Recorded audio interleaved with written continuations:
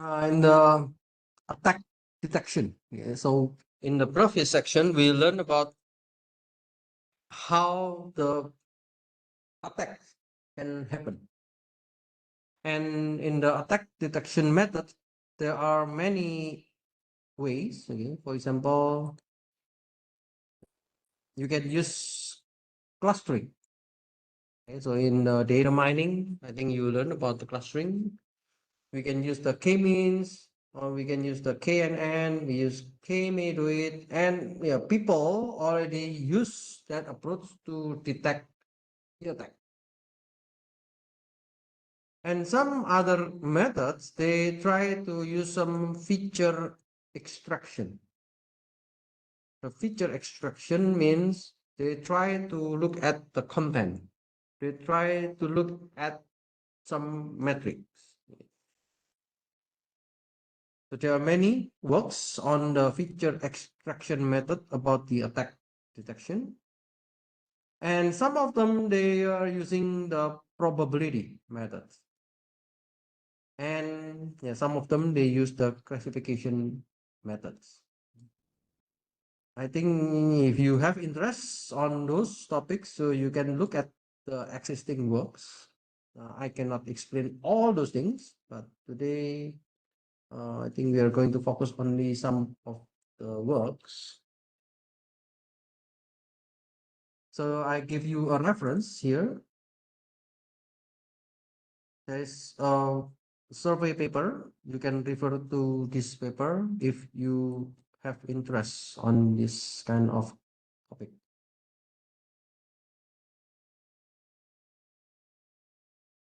For the attack, we need to check the effectiveness. So what does it mean by effective? So the effective means we need to have a possible metrics to measure the introduced bias. The bias here means the difference between the real profiles and the fake profiles, or the real rating versus the injection profile ratings. So there are some ways to check the effectiveness. First is about the robustness. The robustness means we want to check the deviation in the general accuracy of the algorithm. If you know, in the classification or in the prediction, usually we use accuracy. The second way to check the effectiveness is based on the stability. So changes in the prediction of a target item, this can be measured. So you need to check before and after the attack. And the other thing, we can look at the rank metrics. So how often does an item appear in the top N list? It is before and after. So if in before the item never been in the top N list, and then after the attack, the item exists in the top N list, of course, yeah, we can have some idea that okay, this item might be an attack. Okay. So we will learn those three, and let's look on the details.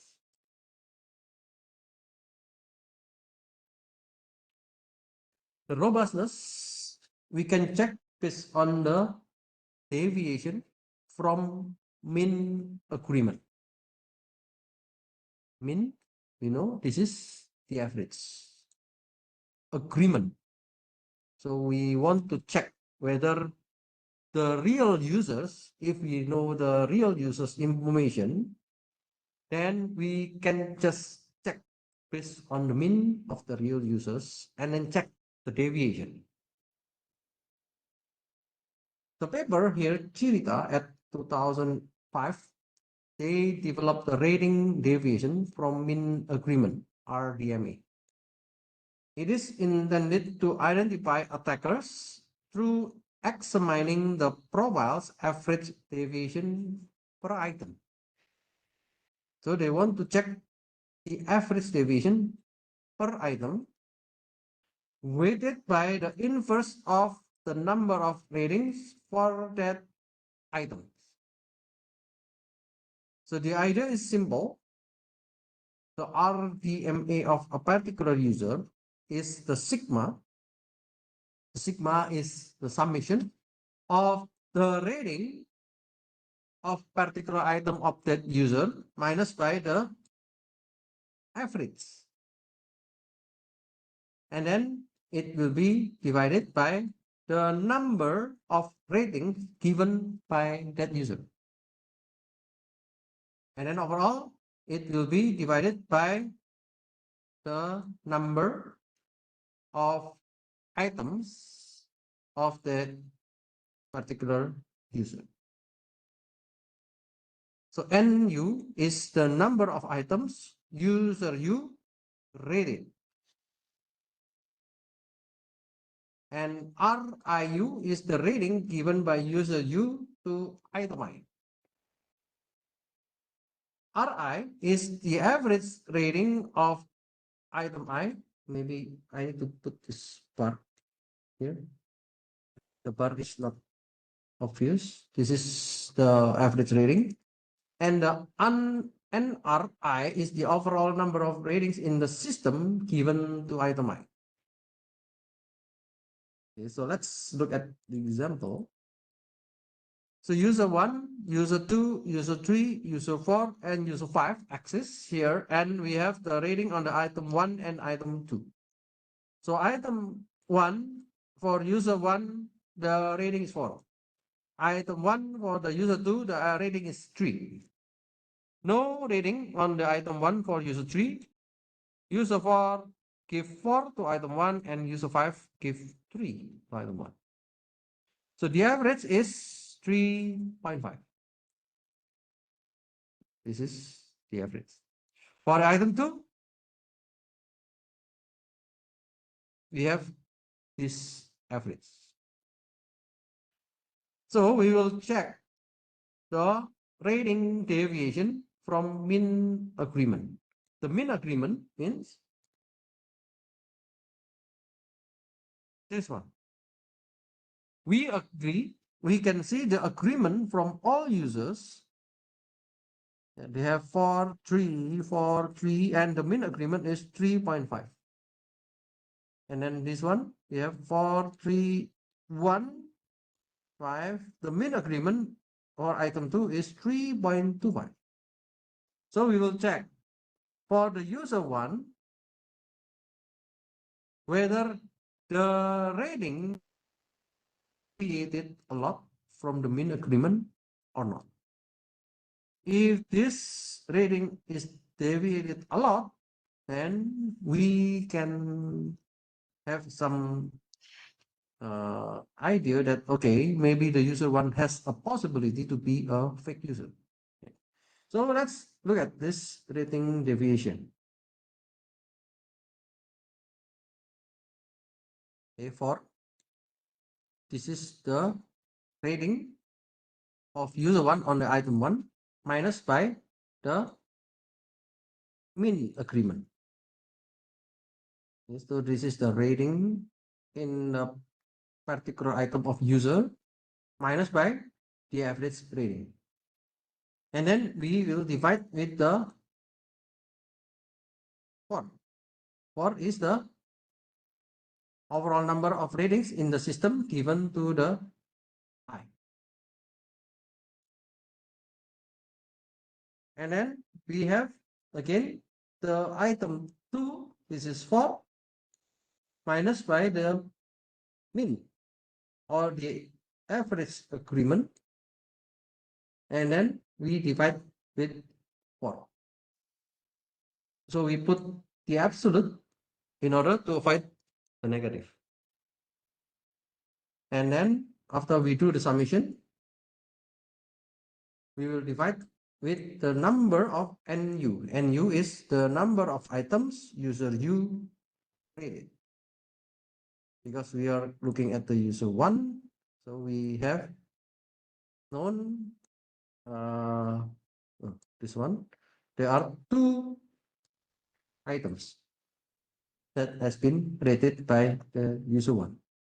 So we can get the rating deviation from mean agreement is 0.15 something something.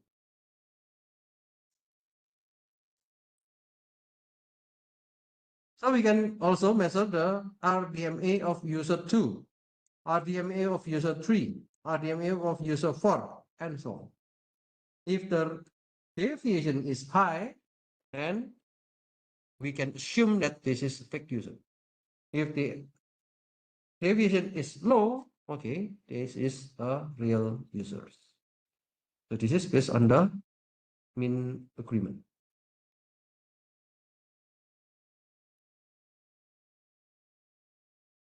The other robustness, we can check based on the general accuracy of the algorithm. The general accuracy, yeah, the deviation in general accuracy, let's assume that the set T is a set of ratings in the test set. You know, when we do any prediction or classification, we will have the training set and testing set. So the training set is to make the model. And then after we have the model, we will check the model effectiveness on the testing set. So we are looking at the test set. So the set T is a set of rating in the test set. Then the MAE, you know, MAE, it is the mean absolute error. The MAE of a recommender system trained on an authentic rating set R. So I know that the MAE is the T is the actual rating. So the rating in T for user U minus by the PUI, which is the predicted rating. And then we do the absolute to make the value positive. And then we do the summation, and it is divided by the number of ratings in the set T. So we have the original MAE. And we want to check the delta ME. What is the delta MAE? The delta MAE means we are looking at the MAE minus the MAE prime. MAE prime is the MAE of the recommender train on the authentic rating set R prime, which includes only correctly classified authentic profiles. So what does it mean? So let's see with example. We have user 1 and the rating given by user 1 is 4 and the prediction is 4.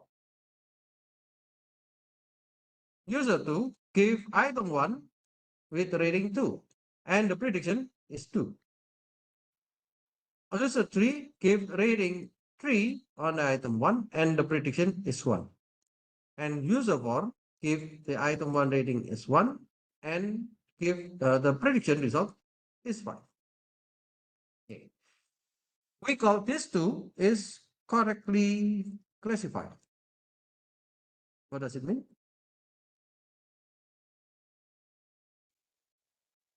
Correctly classified means the actual rating is the same with the prediction. So the actual rating is 4 and the prediction is 4. Okay, this is correctly classified. The actual rating is 2 and the prediction is 2. Okay, so then this is correctly classified. the deviation is 0. But what about this one? This is 3. The actual rating is 3. The prediction is 1. So there is a gap. And the user for the rating is 1 and the prediction is 5. Okay, this is a gap. We call this is the misclassified authentic profiles. So the MAE prime, yeah, we are going to look at the MAE, that is the authentic rating set R prime, which includes only the correctly classified authentic profiles. So the correctly classified only the user 1 and user 2. So the original MAE means we want to calculate for all the errors. 4 minus 4 plus 2 minus 2 plus 3 minus 1 plus 1 minus 1 divided by 4 because we have 4 items, 4 users. So the MAE is 1.5.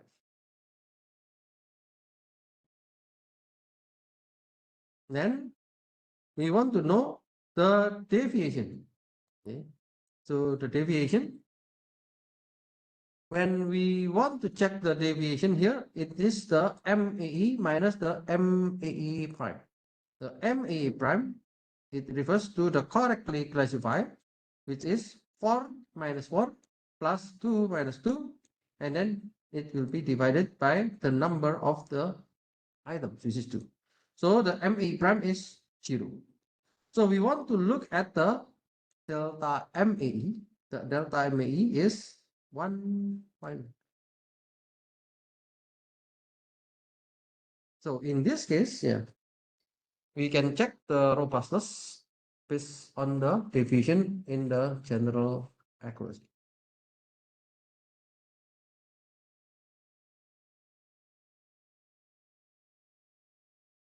We can check also based on the stability. The stability means whether there is a change, in prediction for a target item.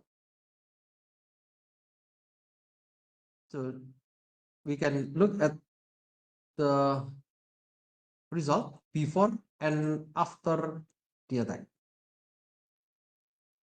This method, they call it as the prediction shift. So whether there is a shift on the prediction or not. So for example, with a stable technique, T1, in the stable technique means that I have the known readings. The known readings is 5, 4, 4, 3, 2. Okay. And then I will include this model to predict 4 items which has 4, 2, 3, and 1. So this is the predicted rating. And after we have new ratings, after new ratings are added, so let's say the 4 and 2 is added here, and the predicted rating is still the same. Okay, the predicted rating here 3 and 1, so this is still the same, 3 and 1. So we call this is stable.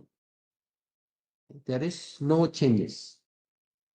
But the unstable techniques, T2, means we have some changes. So the original rating or the known rating is 5, 4, 4, 3, 2. And then the predicted ratings is 4, 2, 3, 1. And then after new ratings are added, we have 4, 5, 4, 4, 3, 2, 4, 2. So 4, 2 has been included in the training set. But the predicted rating is different. Okay, this one. Then, yeah, we call this is unstable technique. So one paper, this proposed by this guy, Adomavicius in 2012, they discuss about the stability of the recommendation algorithms. So the stability means at the first phase, we know the ratings or non-ratings, and we call it this is D. And we have the predicted ratings, P1.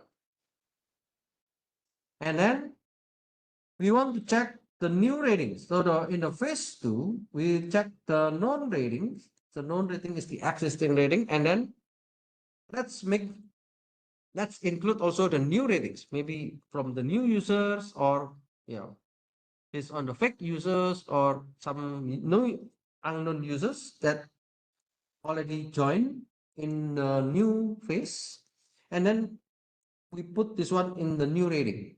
So we call it this is P. Then we will have a D prime. D prime is the collection of D union P. So we include all the data into the D prime. And now the predicted ratings. The predicted rating is the P2. P2 is from P1. So let's this be only the P1, and this one minus by P. Do you know the meaning by this?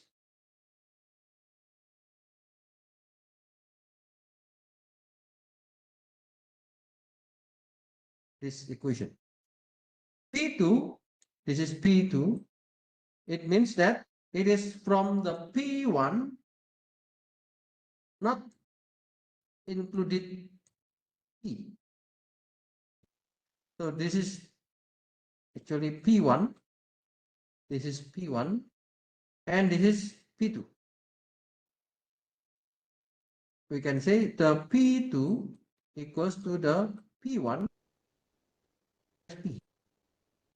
So P1 is this one, this set, and then minus by the new rating, and it will be P2. So this called as the two-phase approach for stability computation.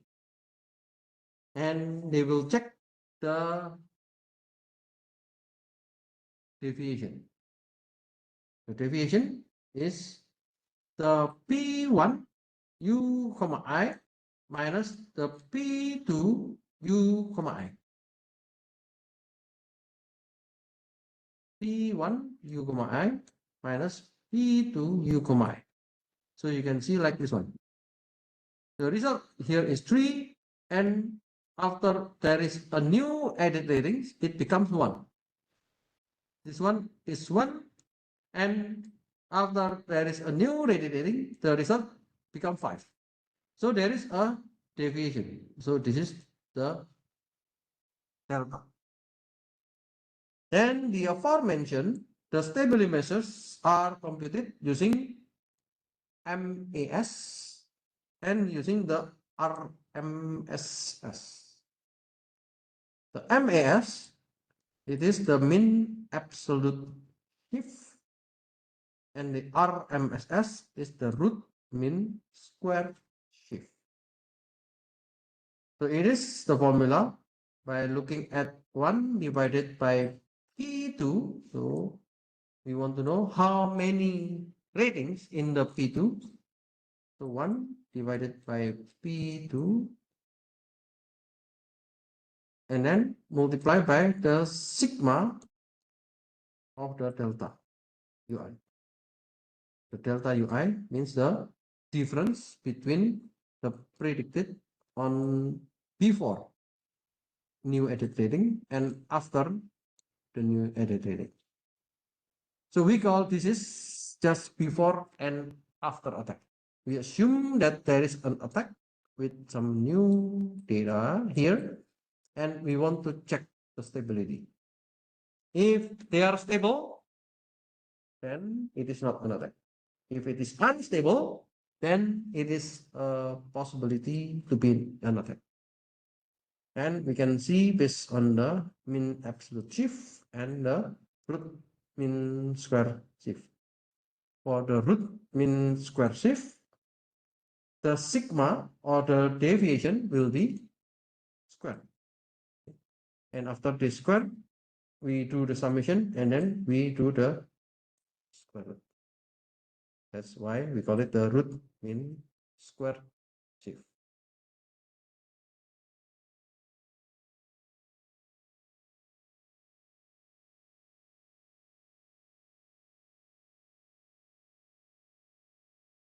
So yeah, this is an example.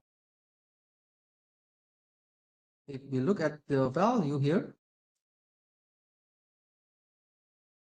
user 1 have 3, 2, and then the prediction happens in this phase. So we have 4, 2, 3, 1. And then the 4 and 2 is added as the training, and then the prediction will happen to the next two items. And as we know, there is no shift. So the prediction shift is 0. For this one, we have again the user 1 and user the user 1, we have 3, 2, 4, 2, 3, 1. And then after we do with the new edit rating 4 and 2, the result is 1, and so there is a gap. There is a gap. So we call this is a prediction shift. And we can calculate with this formula. Okay. So this prediction shift happen can be because of the algorithm. Yeah. In this case, because we know just a small number of example, but later on, if you have a lot of rating data, there will be some prediction shift.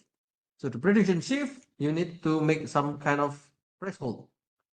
For example, if the mean absolute shift is not higher than 0.05, then it is still stable. If the mean absolute shift is more than 0.1, for example, okay, this is not stable. If not stable, then you can see there might be an attack. So that's usually people use like a threshold to determine the stability of the MAS or the stability of the RMSS.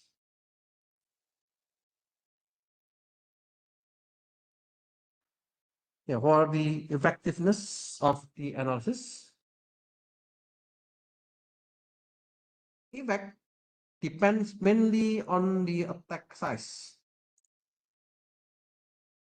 So number of fixed profiles inserted.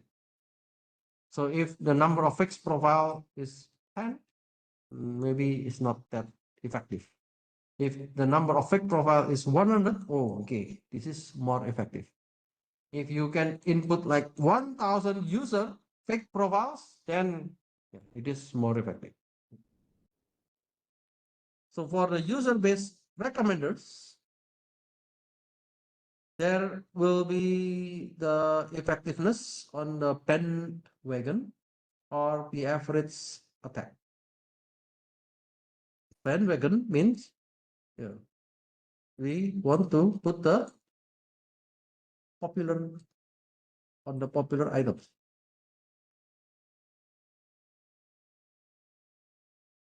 For the average attack, it is just look at the average rating of particular items. So we do not know whether it is popular or not, but we just want to put the average. For the user-based recommenders, if you use the bandwagon or the average attack, people say that the bias shift of 1.5 points on a 5-point scale at 3% attack size. So yeah, this is effective based on some of the research. The average attack slightly better, but require more knowledge because it is just based on this average. So every items, when we know the average, we just attack, just attack. If it is only just attack based on the average, is not it's good, yeah, but it will need more knowledge to give better effectiveness. 1.5 point shift is significant. 1.5 is very high.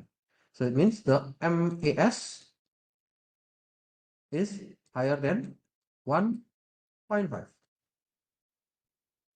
So the 3% attack size means inserting 30,000 profiles in 1 million reading database. So this is effective. Can you insert 30,000 profiles? Yeah, it is very, very challenging. Okay. So if you can achieve this one, yeah, your attack is very effective. The other kind of effectiveness analysis, we can look at the item base.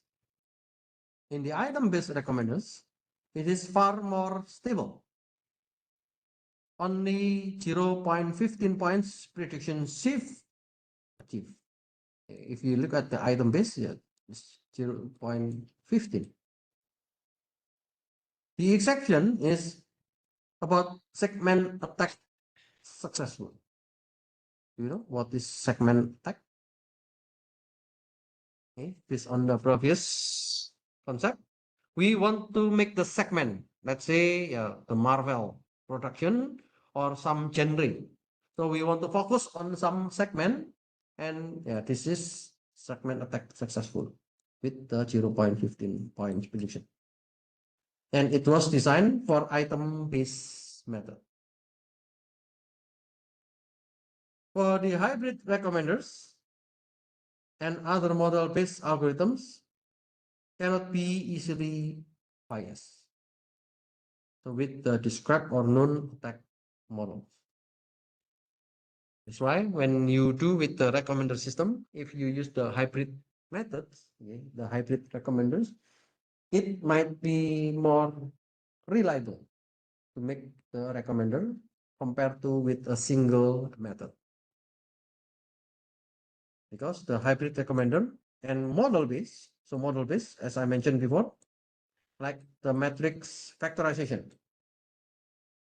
So it cannot be easily biased. So it's not easy to get the attack.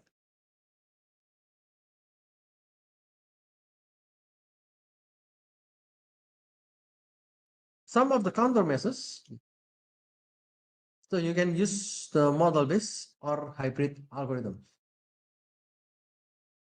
Means you use some complicated model. Nowadays, the model can be used in the recommender system, not only the matrix factorization.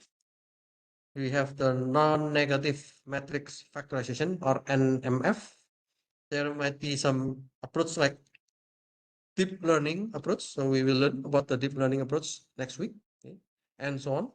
So if we have the model, then yeah, we can try to avoid the attack. Hybrid algorithm. So you already learned about the hybrid algorithm. There are several hybrid algorithms. If you still remember, we can use the monolithic. We can use the parallel, or we can use the mix. And with the hybrid algorithm, we can try to avoid attack. So it mentioned that the model-based or the hybrid algorithm, it is more robust against profile injection attacks. And the accuracy comparable with accuracy of memory-based approach. So usually we can compare with the memory-based approach, like using the nearest neighbor. We compare with the MF or NMF. The nearest neighbor compare with the hybrid method. and it is less vulnerable. Less vulnerable means, yeah, you can have more stable on the result.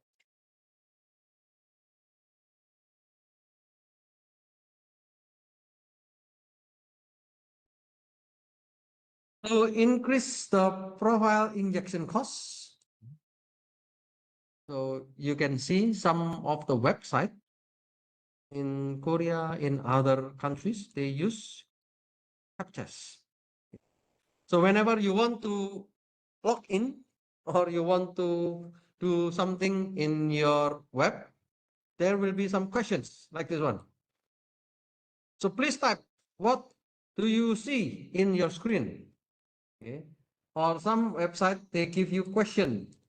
Please click on maybe motorcycle. So they give some figures and then you need to click. So that kind of things, it is to increase the profile injection cost. It is to avoid the attackers.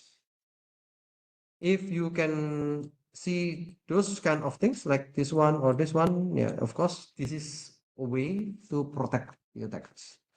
And low cost manual insertion.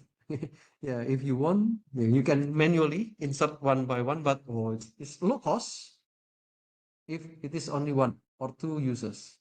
But if you need to include like 30,000 users, yeah, it becomes very high cost.